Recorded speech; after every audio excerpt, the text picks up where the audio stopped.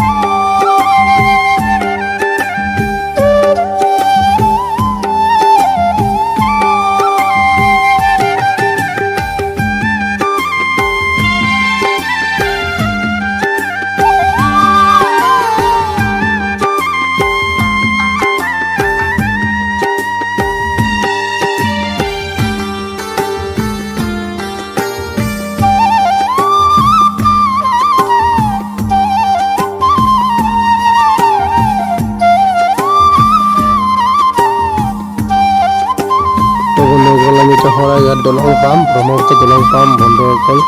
লগতে আমি উত্তৰ গুৱাহাটী পাম। আমি এতিয়া উত্তৰ গুৱাহাটী পাৰ হোৱা নাই আৰু ব্ৰহ্মপুত্ৰ দলং পাম বন্ধুসকল। চাই থাকক ভিডিঅ'টো সকলোকে।